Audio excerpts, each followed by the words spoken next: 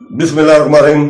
दोस्तों, बहनों, भाइयों, आज हम तफसीर और फज़ाइल बयान कर रहे हैं सूरह अल इमरान की आयत नंबर 93 से 95 तक। तो दोस्तों, अल्लाह ताला आयत नंबर 93 में फरमाता है, बनी इसराइल के तमाम खाना हलाल था सिवाय इसके जो तौरात के नाज़िल होने से पहले इसराइल ने अपने लिए हराम कर दिया था। कहो, अगर तुम सच्चे हो तो तौरात लाओ और इसे पढ़ो। फिर इसके बाद जो कोई अल्लाह पर झूठ बांधे तो वही जालिम है। कह दो कि अल्लाह ने सच कहा है, इब्राहिम हनीफ के मजहब की पैरवी करो और वो मुशरिकों में से नहीं थे। वो सवालात जो यहूदियों ने हमारे नबी से पूछे, इमाम अहमद के ने बयान किया कि इब्ने अब्बास रज़ी अल्लाह ताला ने कहा कि यहूदियों का एक ग्रोह रसूल पाक सल्लल्लाहु अलैहि वसल्लम के पास आया और कहा कि हमसे कुछ ऐसी बातें बताएं जो आप हमसे पूछेंगे और जो सिर्फ नबी ही को मालूम होगा। आप सल्लल्लाहु अलैहि वसल्लम ने फरमाया, मुझसे जो कुछ पूछो ख्वाहिश, अलबत्ता अल्लाह से वही अर्ज करो जो हजरत याकूब अलैहिस्सलाम ने अपनी औलाद से लिया था कि अगर मैं तुमसे कोई बात कहूं और तुम इसकी हकीकत को पहचान लो तो तुम इस्लाम में मेरी पैरवी करोगे। आपने फरमाया, मुझसे जो चाहो पूछो। उन्होंने कहा, हमें 4 चीजों के बारे में बताओ। नंबर 1, बने इसराइल ने अपने लिए किस किस्म के खाने की हराम कर रखा था।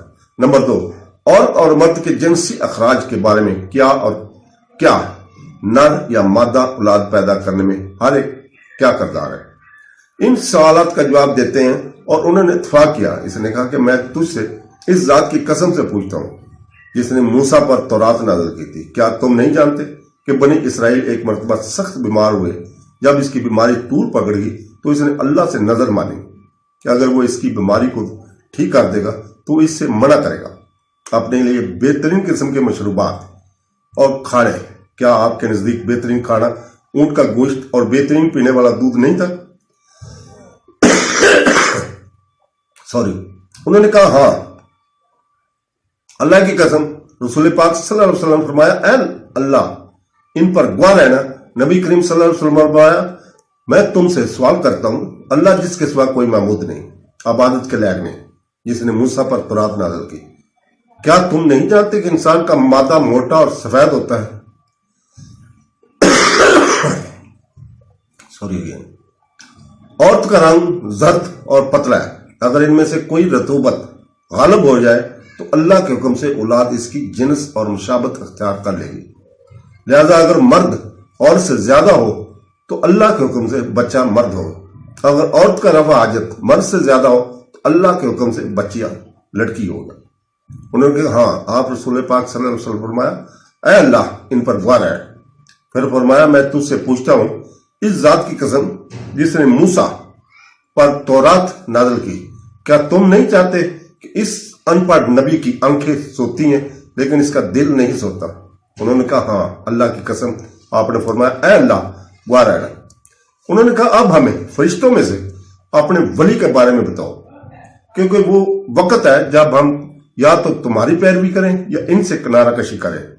आपने फरमाया, मेरे वली जो अल्लाह की तरफ से वही नाज़िल करते हैं जिब्रील है, और अल्लाह ने कभी कोई वलीमा नहीं किया नबी, लेकिन जिब्रील इनके वली हैं। उन्होंने कहा, आफिर हम आपसे किनारा कश हैं।